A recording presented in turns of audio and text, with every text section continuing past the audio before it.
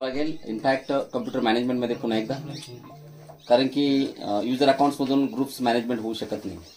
मग मॅनेजमध्ये जा, म्हणजे कम्प्युटर मॅनेजमेंटमध्ये गेल्यानंतर तुम्ही बघू शकता इथं लोकल युजर्स अँड ग्रुप्स आहे ना, तसं इथं जसं युजर सेक्शन होतं आपण काल बघितलं तसंच इथं ग्रुप सेक्शन पण. मग ग्रुप्समध्ये तुम्हाला हे जे दिसत आहे का बघा, हे सगळे बिल्ट इन लोकल ग्रुप्स आहे. याच्यामध्ये बघा सगळ्यात पॉवरफुल असतो ॲडमिनिस्ट्रेटर्स, हे 2 नंबरचा.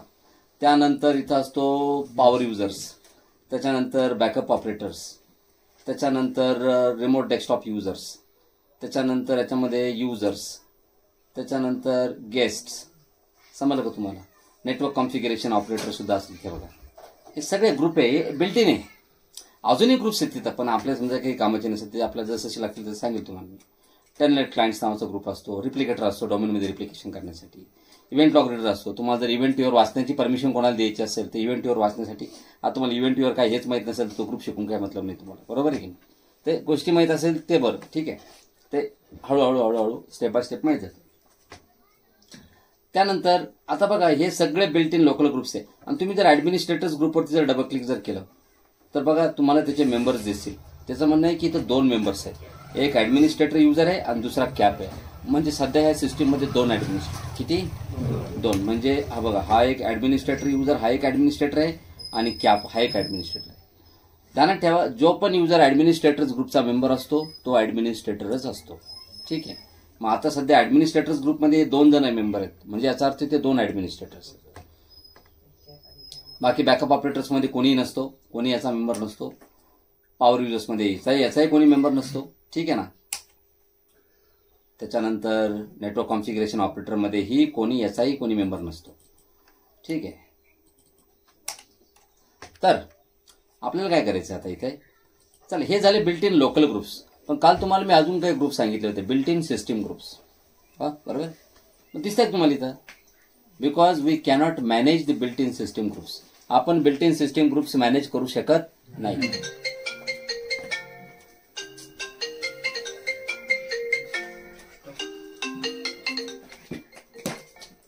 दिसत नाही बिल्ट इन सिस्टीम ग्रुप्स. कशामुळं? कारण की ते ग्रुप्स आपण मॅनेजच करू शकत नाही, तर ते दिसून फायदाच काय त्यांचा? ते ग्रुप फक्त तुम्हाला दिसतील कुठं? ज्यावेळेस तुम्ही कोणत्याही ठिकाणी ज्यावेळेस एखाद्या रिसोर्सवरती परमिशन द्यायला जाल. म्हणजे तुम्ही बघा, आता माझ्या कम्प्युटरमध्ये गेलेत, इथं तुमच्याकडे सी ड्राईव्ह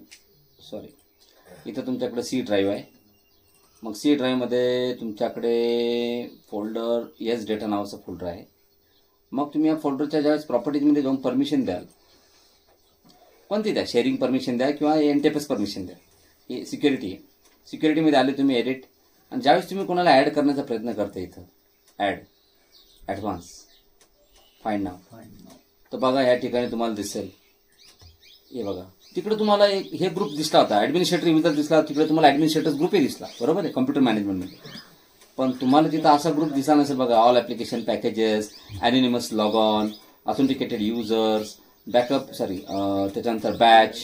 बघा तुम्ही लक्ष द्या, डायलअप आहे का, creator owner, creator group, console log on, त्याच्यानंतर बघा एव्हरीवन आहे का.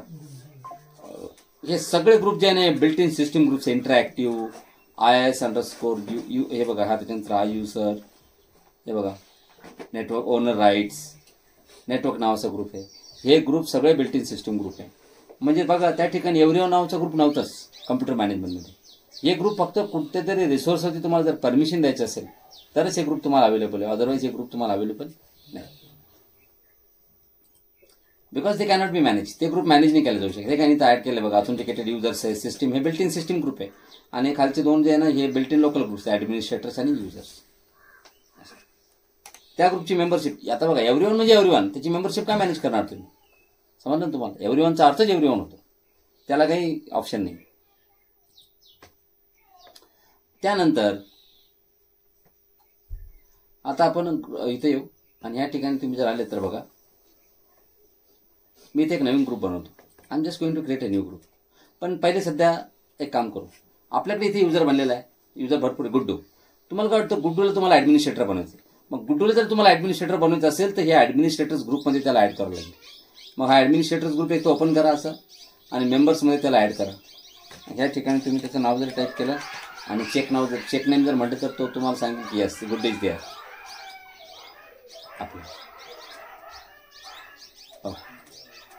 Now you can again just go here and see the good do. If you double click on the good do, you can see member of. Now the good do user is a member of two groups. मी तुम्हाला त्या दिवशी शिकवलं होतं. One user can be member of multiple groups. एक युजरला तुम्ही multiple ग्रुपचा member बनवू शकता. सध्या गुड डे युजर दोन ग्रुपचा मेंबर आहे. एक युजर्स जो बाय डिफॉल्ट असतो, कोणताही नवीन युजर ज्यावेळेस आपण बनवतो तो कोणत्या ग्रुपचा मेंबर बनतो, युजर्स. आणि दुसरा मी आत्ता बनवलं त्याला ऍडमिनिस्ट्रेटर्स ग्रुपचा मेंबर. म्हणजे हा युजर सध्या किती ग्रुपचा मेंबर आहे, तो. तुम्ही दोनपेक्षा जास्त ग्रुपचा त्याला मेंबर बनवू शकता, अशी काही लिमिट नाही. Okay. So now the good user is a member of these two groups, administrators and users. मग तुम्ही म्हणशाल सर त्याला परमिशन कशा अप्लाय? अहो आता बघा, परमिशन्स ॲट ॲडिटिव्ह असतात. म्हणजे हा दोन ग्रुपचा मेंबर आहे. ज्याची परमिशन मोठी ती परमिशन त्याला लागू आहे. आता तुम्ही सांगा दोघांपैकी सगळ्यात जास्त राईट्स कोणाकडे? ॲडमिनिस्ट्रेटर्स ग्रुप आहे. मग ॲडमिनिस्ट्रेटर्स ग्रुप जे करू शकतो तो सगळे करू शकतो. बघा त्याला मी ॲडमिनिस्ट्रेटर्स ग्रुपमधून काढतो, एकदा रिमूव्ह करतो, काढला आणि आता लॉग आउट करून त्याला लॉग इन करतो.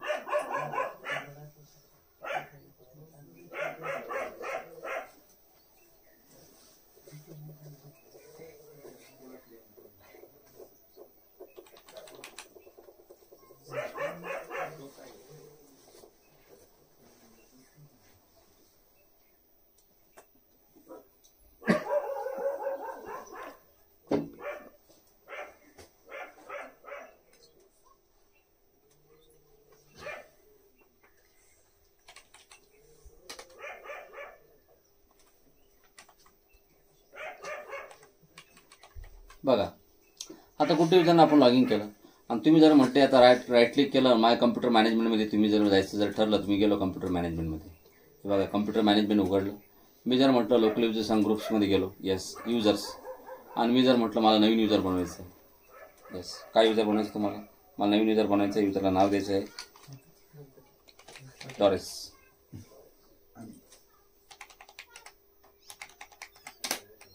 And create the user. बघा कोणताही नॉर्मल युजर, स्टँडर्ड युजर नाही बनवू शकत. तुम्हाला अधिकार नाही. Create user and access is, you don't have access to do that. तुम्ही नाही करू शकत हे काम, तुम्ही बनवू शकत नाही.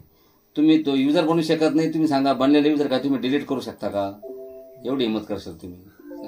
ॲक्सेस इज काहीच नाही. तुम्ही युजर बनवू शकत नाही, तुम्ही ग्रुप बनवू शकत नाही, आता काहीच बनवू शकत नाही तुम्ही. एवढं जाऊ द्या. तुम्ही तुमच्या सिस्टीमचा डेट अँड टाइम सुद्धा चेंज नाही करू शकत.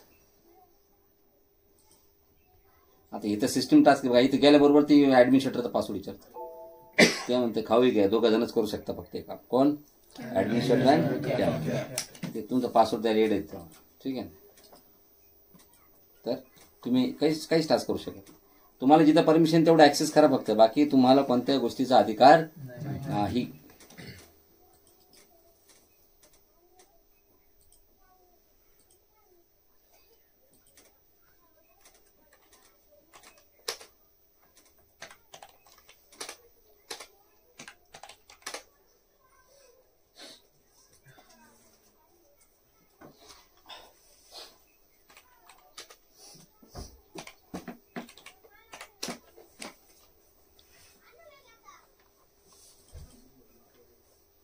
आता बघा आपण या गुड युजरला ऍडमिनिस्ट्रेटर्स ग्रुपमध्ये टाकू. फक्त त्याला काय करतो, ऍडमिनिस्ट्रेटर्स ग्रुपमध्ये टाकतो. हाय, ध्यानात ठेवायचं, एक मुंडी म्हणजे युजर आणि अशी डबल मुंडी म्हणजे काय, ग्रुप. आता इथं तर तुम्हाला युजर आणि ग्रुप वेगवेगळ्या ठिकाणी दिले. युजर म्हणजे एक मुंडी आहे, ग्रुप सेक्शनमध्ये बघा कम्प्युटरच्या पुढे दोन मुंडी आहेत. पण तुम्ही ज्या डोमेनमध्ये जाल ना, डोमेनमध्ये गेल्यानंतर तुम्हाला हे सगळं जे दिसतं नाही त्यात एकत्र दिसतं युजर ग्रुप. त्यामुळे युजर आणि ग्रुप कसे ओळखायचे तुम्हाला ते पाहूनच कळायला पाहिजे की युजर कोणत्या ग्रुप.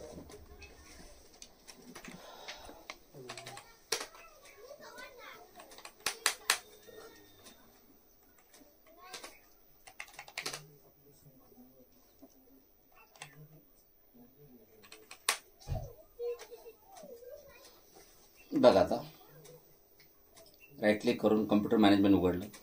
तुम्हीच बघितलं थोड्या वेळापूर्वी तुम्ही युजर बनू शकत नव्हता का, कारण की तुम्ही एक स्टँडर्ड युजर होते. आता तुम्हाला जसं ॲडमिनिस्ट्रेटर्स ग्रुपमध्ये आपण टाकलं तसं तुम्ही इथे युजर बनू शकता.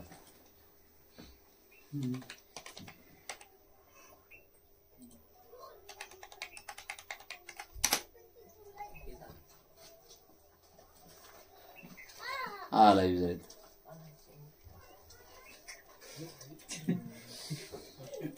काय झालं असं?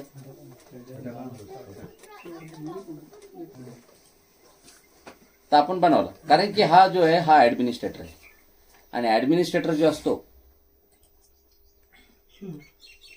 जो पण ऍडमिनिस्ट्रेटर ग्रुपचा मेंबर असतो तो काही करू शकतो, म्हणजे तो बॉस आहे त्या सिस्टीमचा, त्यामुळे त्याला पूर्ण अधिकार असते. बरोबर आहे की नाही?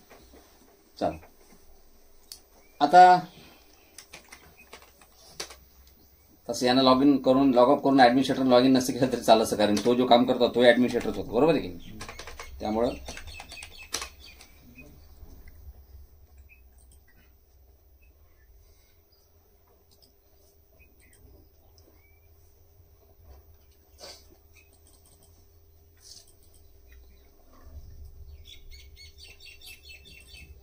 तुम्ही जर याला ऍडमिनिस्ट्रेटर ग्रुपमधून जर काढलं तर तुम्ही याला काढू शकता. बरोबर हो. तर आता आपण एक ग्रुप बनवू नवीन. So right click here, new group.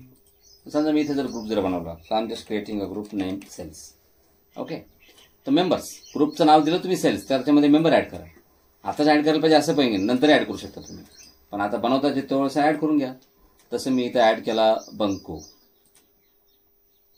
Gary आणि डॉन. हे 3 युजर मी सिलेक्ट केले कंट्रोल प्रेस करून आणि या 3 युजरला त्या ग्रुपचा मी मेंबर बनवलं. ठीक आहे.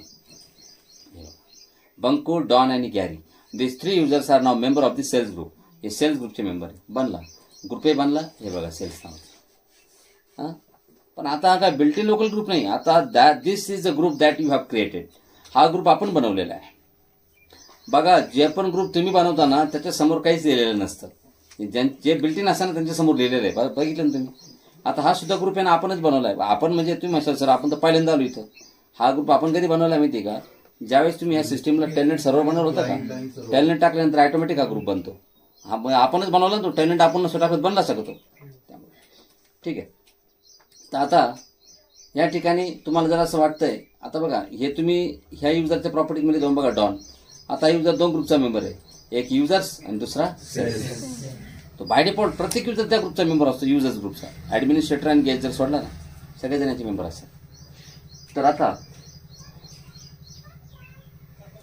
तुम्हाला परमिशन देताना तुम्ही कुठेही परमिशन द्या. आता हे ग्रुप कशासाठी वापरतो आपण? Why we need groups concept.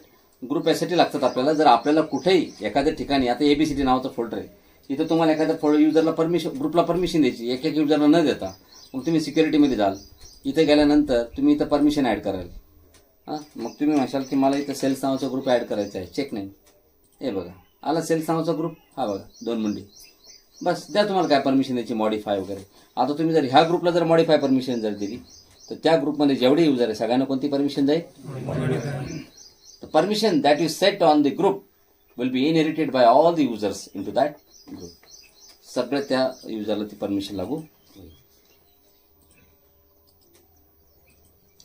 चला बाकी काही नाही ग्रुप्स मॅनेजमेंट. आणि तसं तुम्हाला ग्रुप जर बनवायचं जर असेल तर तुम्ही ग्रुप जो आहे तो कमांड लाईन नाही बनवू शकता. बघा खूप सारे जण आता त्या दिवशी तुझाच कॉल आलता, तुझाच मेसेज आलता मला ना, याने म्हणजे याला अडचण येत होती. हा कमांड प्रॉम्प्टमध्ये गेला होता असा CMD. तर हे जे असतं ना, तुम्ही जर समजा आता हा बिल्ट इन ऍडमिनिस्ट्रेटर आहे, built in administrator log in केलं तर असं CMD मध्ये गेलं तरी चालतं, तुम्ही काही प्रॉब्लेम नाही. पण तुम्ही जर बिल्ट इन ऍडमिनिस्ट्रेटरला लॉग इन नाही, तुम्ही जसं कॅपनं लॉग इन आहे, कॅप पण ऍडमिनिस्ट्रेटरच आहे पण तो बिल्ट इन नाही. तर जर तुम्ही एक अल्टरनेट ऍडमिनिस्ट्रेटर लॉग इन जर केलं तर कमांड प्रॉम्प्ट अशी नाही उघडायची CMD टाईप करून. कमांड प्रॉम्प्ट कशी उघडायची? स्टार्ट CMD टाईप करायचं, स्टार्टवरती क्लिक करायचं, CMD टाईप करायचं आणि याला राईट क्लिक करून रन ॲज ऍडमिनिस्ट्रेटर. किंवा यालाच तुम्ही असं करू शकता, कंट्रोल-शिफ्ट-एंटर असे शॉर्टकट की. बरोबर. बस या ठिकाणी तुम्हाला युजर किंवा ग्रुप आता कमांड लाईन बनवता येईल. जसं मी जर आता इथं ग्रुप बनवतो, net space local group, net space local group space ग्रुपला मी नाव देतो अकाउंट्स स्पेस /ऍड. झालं. हे बघा तुम्ही ग्रुप्स मॅनेजमेंटमध्ये युजर्स अँड ग्रुप्समध्ये जा. हे बघा ग्रुप्समध्ये अकाउंट्स नावाचा ग्रुप आला असेल बघा, इथे आलाय का? आला.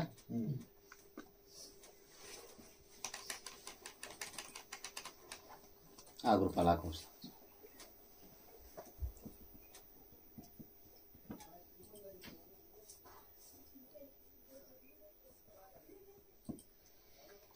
चला दुसऱ्या टॉपिकला हेडलाईन द्या आता. मला नेटवर्क कॉन्फिगरेशन करायचं आहे, राईट. मला नेटवर्क कॉन्फिगरेशन करायचं आहे म्हणजे मला आयपी ॲड्रेस द्यायचा आहे. तर लक्ष द्या, तुम्हाला ज्याही ठिकाणी शिल्डवाले टास्क दिसेल, शिल्ड हे बघा इथं राईट क्लिक केलं मी, बघा हे दिसेल तुम्हाला ढाल, ही ढाल शिल्ड आहे.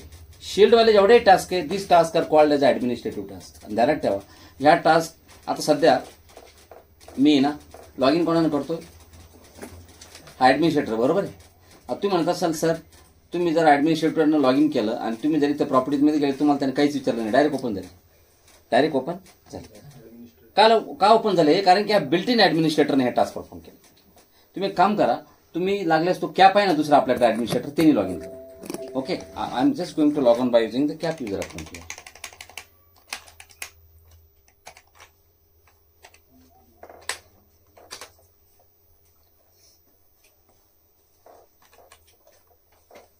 हा ॲडमिनिस्ट्रेटर आहे इथं बघा, मी इथं लॉग इन केलं.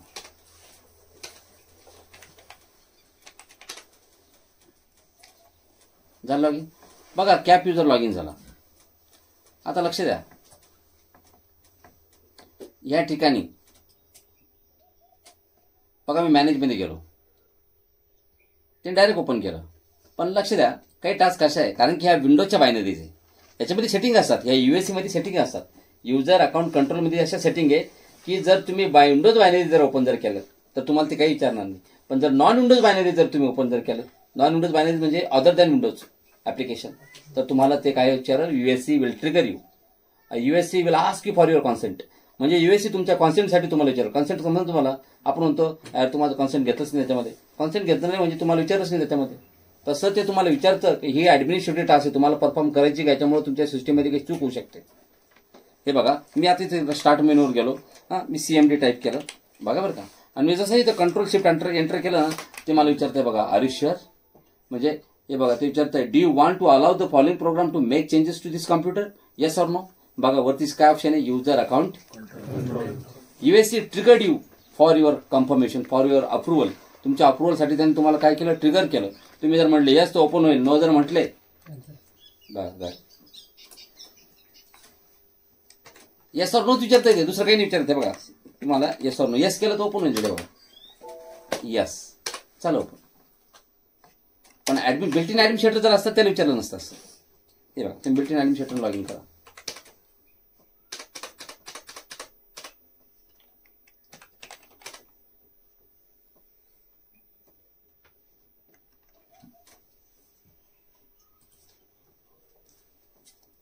CMD बघा कंट्रोल शिफ्ट एंटर बघा, त्यांनी काहीच विचारलं नाही तुम्हाला, डायरेक्ट ओपन झालं.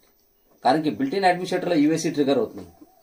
आणि अदर दॅन दुसरे ॲडमिनिस्ट्रेटर जे असतात, म्हणजे मग ॲडमिनिस्ट्रेटरच्या व्यतिरिक्त दुसरा कोणताही पण, त्यांना काय होतं, युएससी ट्रिगर होतं, user account control trigger. Fan चालू काय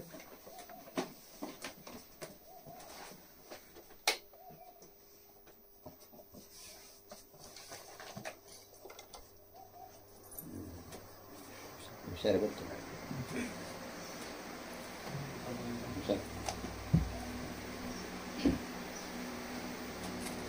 पण आता आपल्याला काय करायचं आहे की हे युएससी कॉन्फिगर करायचं आपल्या पद्धतीने. त्याचे टोटल 10 पॉलिसीज असतात, 9 ते 10 पॉलिसीज असतात. त्या पॉलिसीजमध्ये सगळ्या सेटिंग दिसतात. तर आपण आता ॲडमिनिस्ट्रेटर लॉग इन आहे, आपण युएससी कसं कॉन्फिगर करायचं बघू. युएससी तुम्हाला कळलं का, युएससी दुसरं काही नसतं. तुम्ही जर ॲडमिनिस्ट्रेटर ग्रुपचे मेंबर जर असेल तर तुम्हाला ते कॉन्सेंट विचारतं, तर तुम्हाला ही टास्क परफॉर्म करायची आहे का. पण ह्याच जागेवर बघा तुम्ही जर ॲडमिनिस्ट्रेटर ग्रुपचे मेंबर नाही, तुम्ही साधे युजर आहे, तर तुम्हाला ते कॉन्सेंट नाही विचारणार, तुम्हाला ते ॲडमिनिस्ट्रेटरचा पासवर्ड विचारायचा. कारण की साध्या युजरला कोणतेही ॲडमिनिस्ट्रेटिव्ह टास्क परफॉर्म करण्याची परमिशन नसते.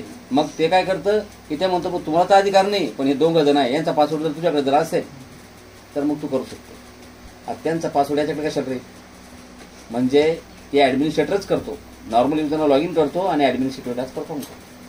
ॲडमिनिस्ट्रेटर कशाला तो पासवर्ड समजलं. तर चला आता आपण काय करूया, तुम्हाला या पॉलिसीज दाखवतो मी. तर पॉलिसीसाठी तुम्हाला जाणे रनमध्ये इथे कमांड द्यायची आहे secpol.msc. सेकपॉल म्हणजे सिक्युरिटी पॉलिसी, याचं नाव आहे लोकल सिक्युरिटी पॉलिसी. तर ही कमांड दिली तुम्ही तर लोकल सिक्युरिटी पॉलिसी ओपन होईल बघा इथे. आणि ह्या लोकल सिक्युरिटी पॉलिसीमध्ये तुम्ही असेही जाऊ शकता किंवा इथे जाण्याची अजून एक पद्धत आहे तुम्हाला कंट्रोल पॅनल.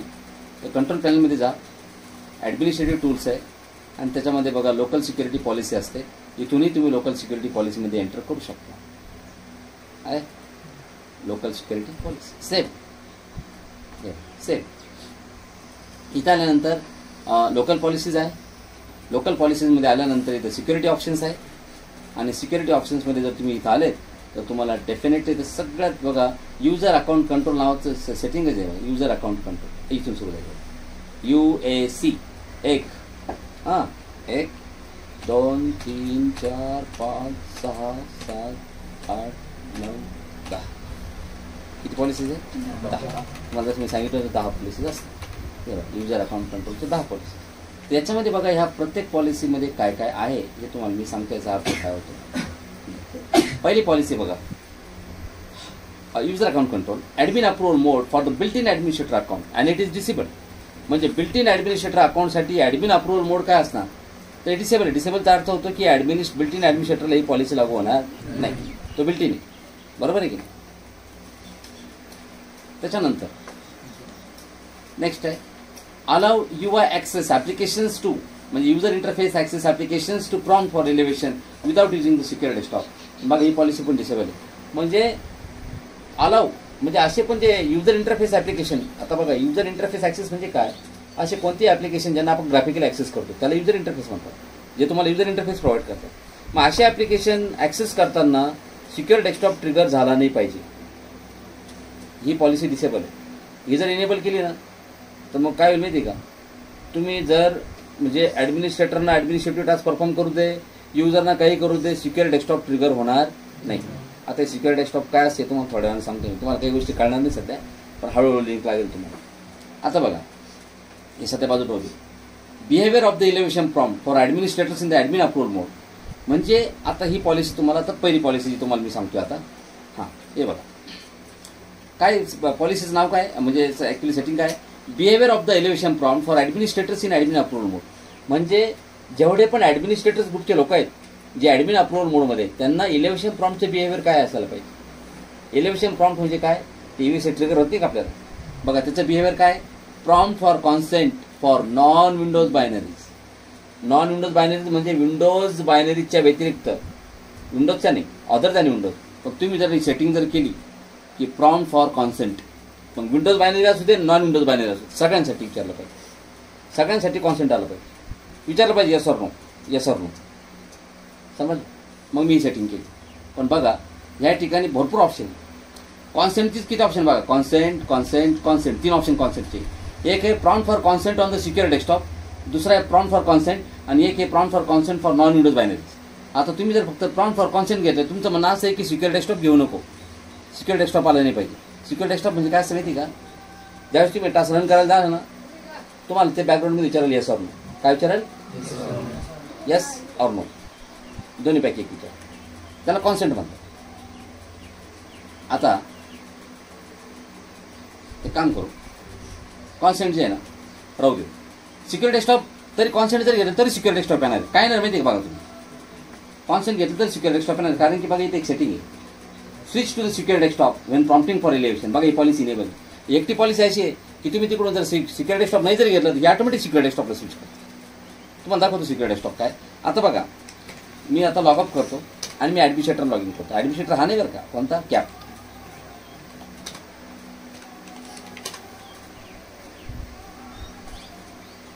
कोण लावलं, हां आता बघा थोड्या वेळापूर्वी तुम्ही इथं आलते, हां तुम्ही हे नेटवर्कच्या सेटिंगमध्ये गेले, तुम्हाला काय विचारलं, त्याने काही विचारलं का नाही, डायरेक्ट चालू झालं की नाही, कारण की हे विंडोज बायनरीज, त्यामुळे तुम्हाला ते विचारत नाही. पण आता मी काय म्हटलं, भाऊ कॉन्सेंट विचार असतो, बघा विचारलं की नाही. आता मी त्याला म्हटलं ask for consent every time. बघा पाठीमागचे डार्क झालं का, डार्किश, या डार्किशला म्हणतात सिक्युअर डेस्कटॉप. आता सिक्युअर डेस्कटॉप का वापरतो तुम्हाला माहिती आहे का? तुम्हाला सांगतो मी का वापरतो. पहिले आपण एक काम करू, दुसरी पॉलिसी तुम्हाला कळेल बरोबर.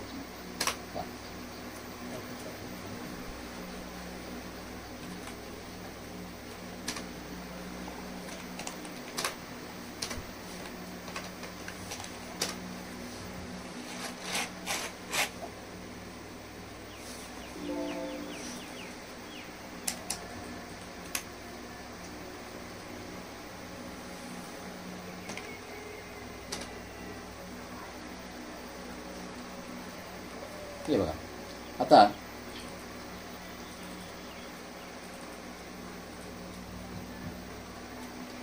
हे बघा युजर अकाउंट कंट्रोल.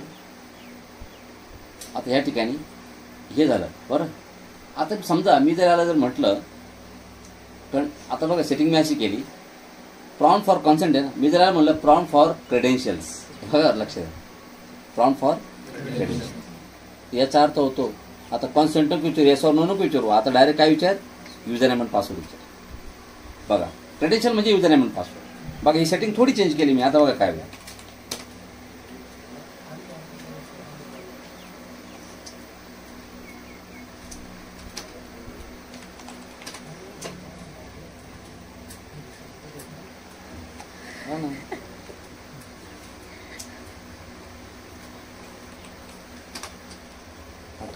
फटक्यात पडलं द्यायचं असं तापड मध्ये डायरेक्ट पडून गेलं.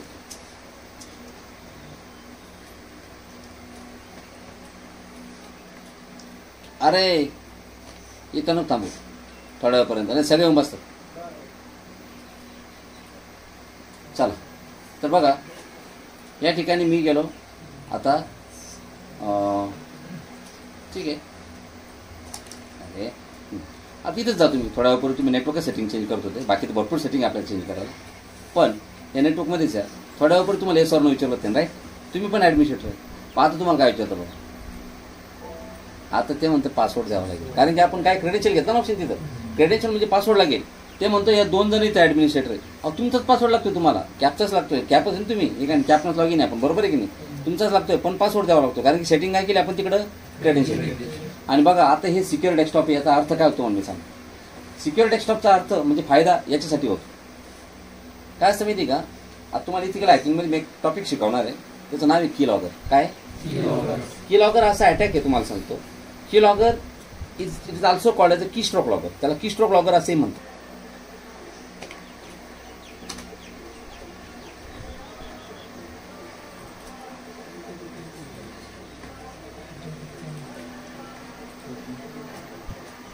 हां तर बघा आता हे प्रॉम्प्ट फॉर क्रेडेन्शियल. आता लक्ष द्या, आपण हे याचं बिहेवियर चेंज करून टाकू, याला प्रॉम्प्ट फॉर कन्सेंटच ठेवू, ठीक आहे ना. कॉन्सेंटच चांगलं आहे, कारण की ॲडमिनिस्ट्रेटर्स लोकांना काय पासवर्ड, त्याचा पासवर्ड काय त्याला माहीत नाही, बरोबर आहे की. कॉन्सेंट येस ऑर नो, फक्त येस ऑर नो यासाठी की बाबा जेणेकरून तुम्हाला खरोखर टास्क रन करायचे आहे, ठीक आहे. त्याच्यानंतर बघा हा खालचा एक ऑप्शन अजून एक महत्त्वाचा आहे, behaviour of the election prompt for the standard user. Standard म्हणजे साधे युजर, जे ॲडमिनिस्ट्रेटर्स ग्रुपचे लोक नाहीत ना, जे युजर ॲडमिनिस्ट्रेटर्स ग्रुपचे मेंबर नाहीत त्यांना आपण स्टँडर्ड युजर म्हणतो. मग स्टँडर्ड युजरसाठी तुमच्या इलेक्शन प्रॉम्प्टचं बिहेवियर काय असायला हवं, तिचं बिहेवियर काय सध्या बघा याच्यामध्ये ऑप्शन आहे, प्रॉम्प्ट फॉर क्रेडेन्शियल्स, त्याच्यानंतर prompt for credentials on the secure desktop, बरं, आणि ऑटोमॅटिकली देणार द एलिव्हेशन रिक्वेस्ट. आपण बाय डिफॉल्ट आहे प्रॉम्प्ट फॉर क्रेडेन्शियल्स. आता बघा क्रेडेन्शियल दिलं जरी ना तरी पण ते म्हणजे सॉरी आपण जर हे जर नाही दिलं, सिक्युअर डेस्कटॉप नाही जर दिलं तरी सिक्युअर डेस्कटॉप ऑटोमॅटिक येतं की नाही. काय येतं माहिती का या पॉलिसीमुळे, हे बघा आता ती पॉलिसी डिसेबल करतो मी, कोणती secure switch to the secure desktop and prompting for elevation, disable the policy. आणि आता बघा आता ऑटोमॅटिकली ते स्विच करणार नाही. हे बघा आता ह्या युजरना लॉगिन करू आपण, कोणत्या एका युजरना लॉगिन करू,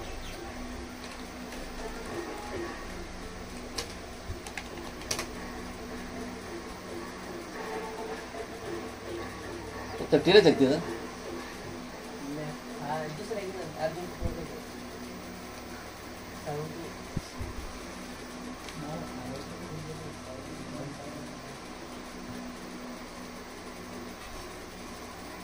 युजर आहे राईट, साधा युजर आहे. आपण आता हा जर काही जर सेटिंग म्हणजे आता काही जर चेंजेस करायला जर गेला इनकेस हा युजर, हा इथं गेला आणि हा म्हटला प्रॉपर्टीजमध्ये जायचं, बघा आला का सिक्युअर डेस्कटॉप. आता बघा सिक्युअर डेस्कटॉप नसल्यामुळे पाठीमागे सगळं चालतं नाही, हे बघा तुम्ही हे चालू असताना सुद्धा तुम्ही हे बघा इंटरनेट एक्सप्लोर ओपन करू शकता. थोड्या वेळापूर्वी बघा सिक्युअर डेस्कटॉप होतं काही पाठीमागे चालत होतं, काही पाठीमागे क्लिक सुद्धा करू शकत नव्हते. आता बघा सिक्युरिटी डेस्कटॉप नाही आहे तर पाठीमागचं सगळे काही ॲक्टिव्हिटी करतायत. म्हणजे याचा अर्थ तुम्ही सांगा, जर तुम्ही जर पाठीमागचा ॲक्सेस करताय तर की लॉगर नाही करू शकत. तुम्ही जो पासवर्ड टाईप करणार आता हा इथं पासवर्ड जो टाईप करशाल ना, हा पासवर्ड जो असतो हा की लॉगर काय करतो, रेकॉर्ड करून घेतो. हा तुम्ही जो पासवर्ड टाकला, तुम्ही टाकला की की लॉगरनं तो रेकॉर्ड केला. त्यामुळे सिक्युअर डेस्कटॉप पाहिजेच. आणि त्याच्यामध्ये अजून एक ऑप्शन आहे बघा, तुम्ही जर पाहिजे तर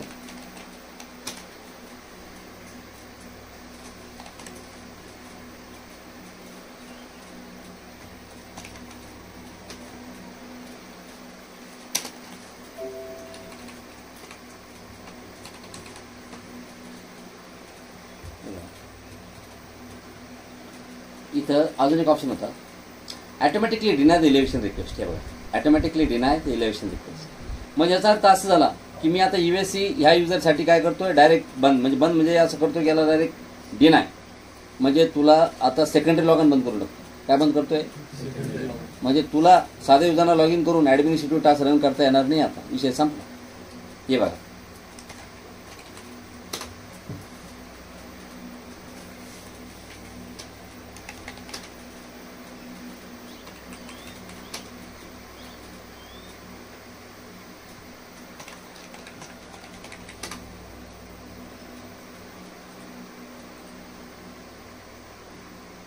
हे बघा.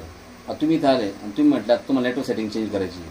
हे बघा, जसे तुम्ही प्रॉपर्टीमध्ये गेले, अनएक्सपेक्टेड एरर अकाउंट, जाऊ द्या. हे जाऊ स्टार्ट CMD. तुम्ही म्हणशाल मला रन ॲज ॲडमिनिस्ट्रेटर, मला ॲडमिनिस्ट्रेटरचे येणार रन कमांड प्रॉम्प्ट चालू होती. त्यानंतर खाऊ खाल्ला आहेस का, युअर सिस्टम ॲडमिनिस्ट्रेटर हा ब्लॉक म्हणजे ते सरळ काय करतं, इलेव्हिशन त्याने तुम्हाला डिनाय करून टाकतं. सरळ there will be no access for you. तुम्हाला ॲक्सेस त्याने दिलाच नाही. म्हणजे आपण काय केलं, जशी पॉलिसी आहे ना त्या पद्धतीने काम करते सगळं. जशा पद्धतीने पॉलिसी असेल त्या पद्धतीनं वर्क होईल. ऑटोमॅटिकली त्यांना डिनाय करून टाकलं. आता तुम्ही काही जर ॲडमिनिस्ट्रेटिव्ह टास्क रन करायचा प्रयत्न केला, दॅट विल कम्प्लिटली डिनाय. तुम्हाला ते डिनाय करेल. पहिले कसं युजर म्हणून पासवर्ड विचारत होतं, आता ते नाही विचार. पॉलिसीच आहे सिस्टीममध्ये. ध्यानात ठेवा, सगळं पॉलिसीच्या थ्रू चालतं सगळ्या गोष्टी. येतं काही नाही. आता आपण आता इथे शिकतोय, तुम्ही डोमेनमध्ये गेल्यानंतर आपण ग्रुप पॉलिसी शिकणार. तिथे ग्रुप पॉलिसी डोमेनच्या ग्रुप पॉलिसी टॉप लेवलला असतात.